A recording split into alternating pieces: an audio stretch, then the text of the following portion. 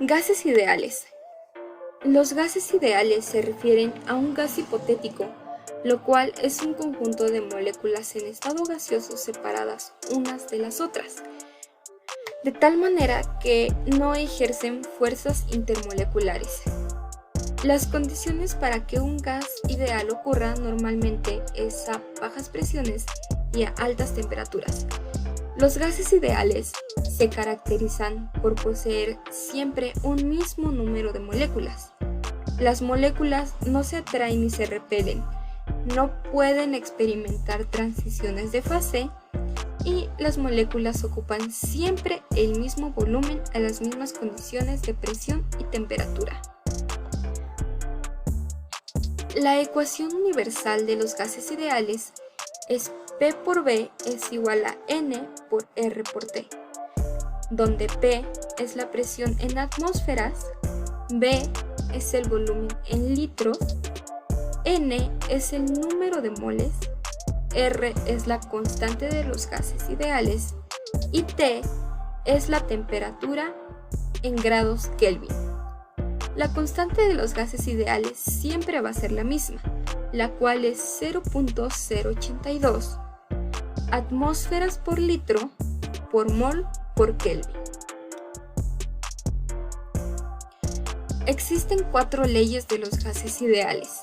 La primera es la ley de Boyle-Mariotte, la cual describe la relación entre la presión y el volumen de un gas cuando la temperatura es constante. Sus constantes es la masa y la temperatura, y sus variables es la presión y el volumen. Su fórmula es P por B es igual a K, lo cual es el producto de la presión por el volumen es constante. O bien puede ser P sub 1 por B sub 1 es igual a P sub 2 por B sub 2. A lo que se refiere esta ley es que cuando la presión aumenta, el volumen va a disminuir.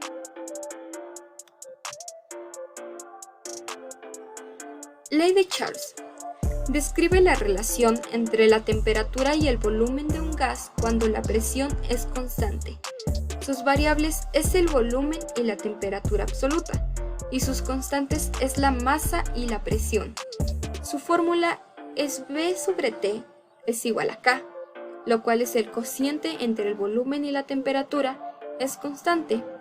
También puede ser B sub 1 sobre T sub 1 es igual a B sub 2 sobre T sub 2. Como podemos observar en la imagen, cuando el volumen aumenta, la temperatura también aumenta. Por eso se dice que son constantes.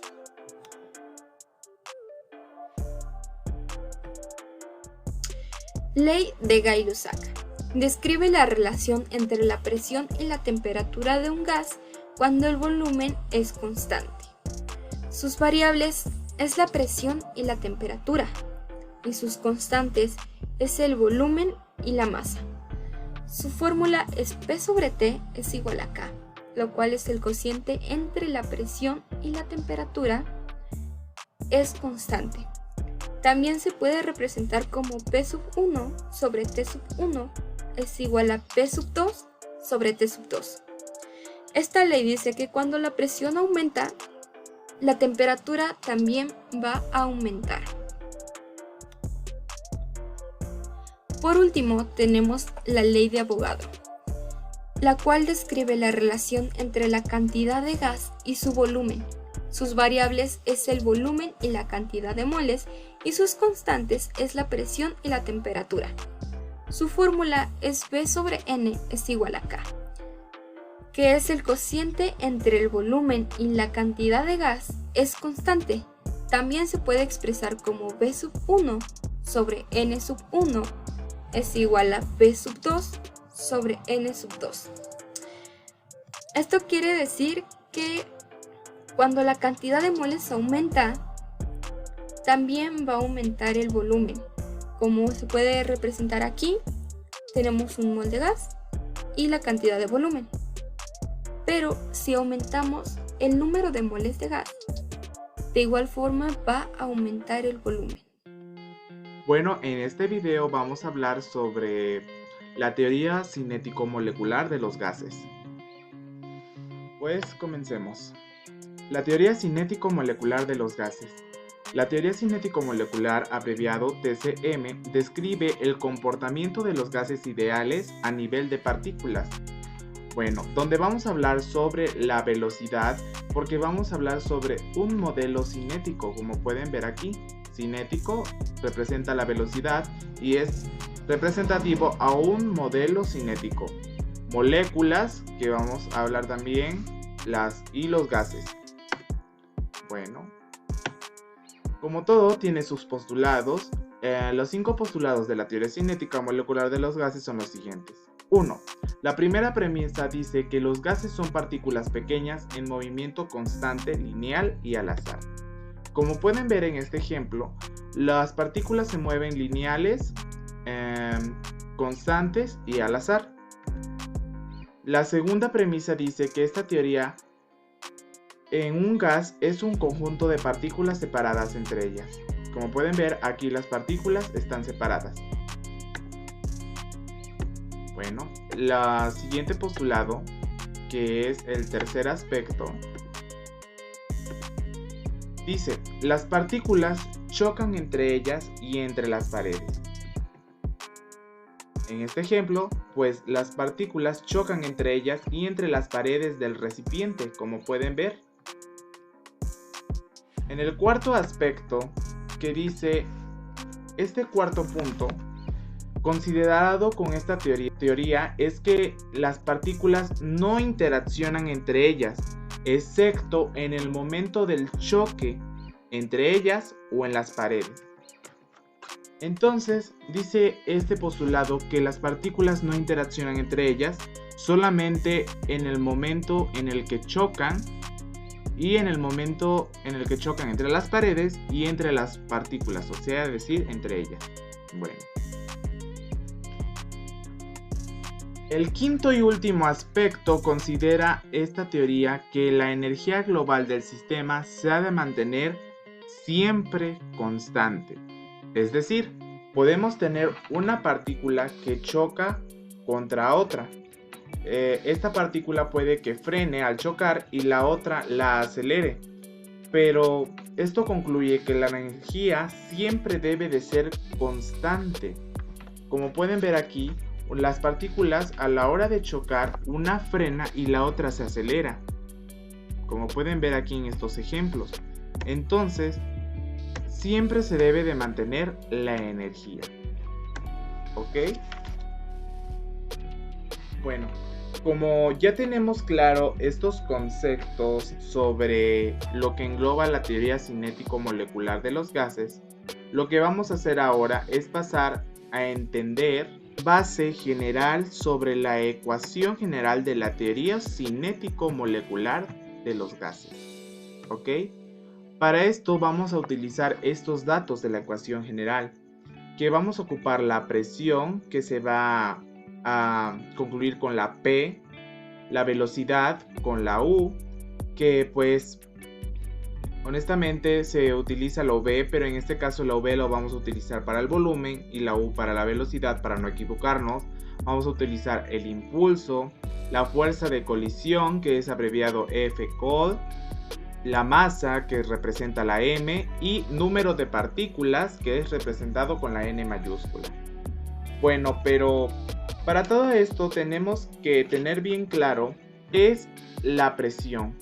La presión, como ya sabemos, se debe al choque de partículas con las paredes, ya que al golpear el recipiente genera una presión contra ella. Como pueden ver en la siguiente imagen, las partículas a la hora de chocar contra las paredes, esto genera una presión contra ella. Y hay que tener claro que la presión se va a relacionar con la frecuencia de golpes que se está dando con la pared. Como pueden ver, la frecuencia de golpes que se está dando con la pared y el cambio de la velocidad que tenemos en estos casos. Por otro lado, la partícula está sufriendo un cambio de dirección en el movimiento, ya que se mueve hacia un lado e instantáneamente cambia el sentido hacia el otro. por lo que sufre un cambio en el momento lineal de la molécula y se conoce como impulso. Que vamos a hablar sobre esta ecuación, la primera ecuación. Y el impulso es directamente proporcional a la masa por la velocidad de la partícula. El impulso es proporcional a la masa por la velocidad, ya que cuanto más masa tenga la partícula, más impulso habrá y proporcional a la velocidad.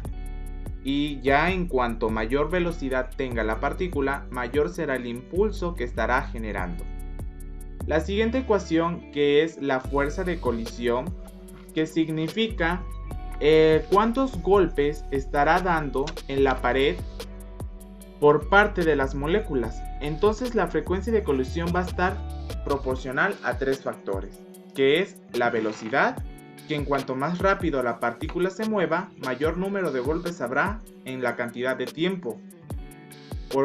También el número de partículas, que en cuanto mayor número de partículas haya, mayor será la frecuencia, entonces será proporcional a esto.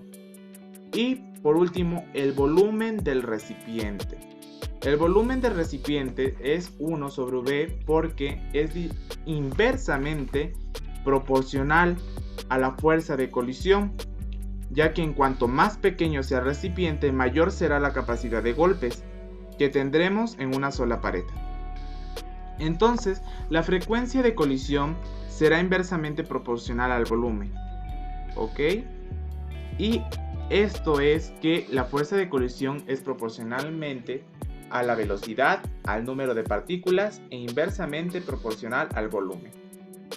Bueno, pero ¿qué tiene que ver la presión, la fuerza de colisión con la presión? Pues ahora tenemos que tener en cuenta la última ecuación, que es presión proporcionalmente al impulso y a la fuerza de colisión.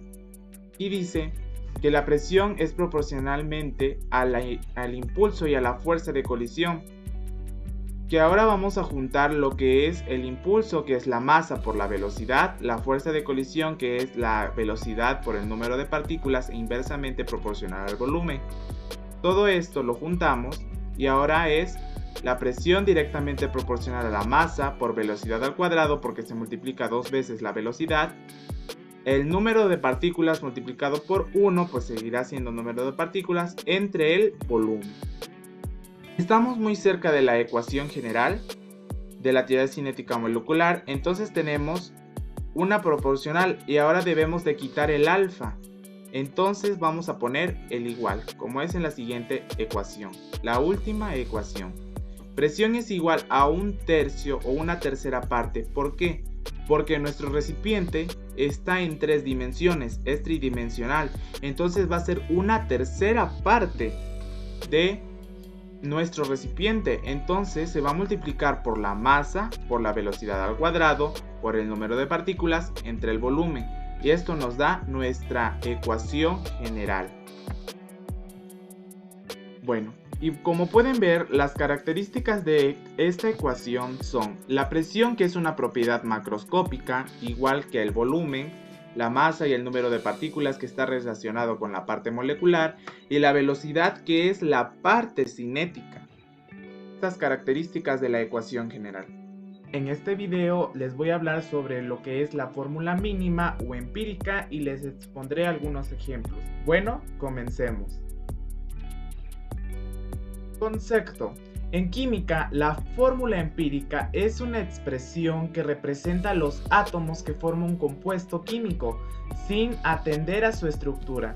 Es por tanto la representación más sencilla de un compuesto, por lo que se representa como Fm minúsculas, que significa fórmula mínima. También puede ser la menor relación que existe entre los átomos de los elementos que integra la fórmula de un compuesto. A continuación vamos a resolver el siguiente ejemplo para calcular la fórmula mínima. Bueno, en este caso nos dan los porcentajes presentes de un compuesto, que son el aluminio y el oxígeno, ¿ok? Aquí nos dice que el aluminio tiene 52.9%, el oxígeno tiene 47.1%, que esto al sumarlo nos da el resultado de 100%. Pero, ¿qué vamos a hacer para llegar a nuestra fórmula mínima? Ok, bueno, el 52.9% que equivale al aluminio lo vamos a dividir entre la masa atómica del aluminio, que en este caso equivale a 26.982, pero se redondea a 27.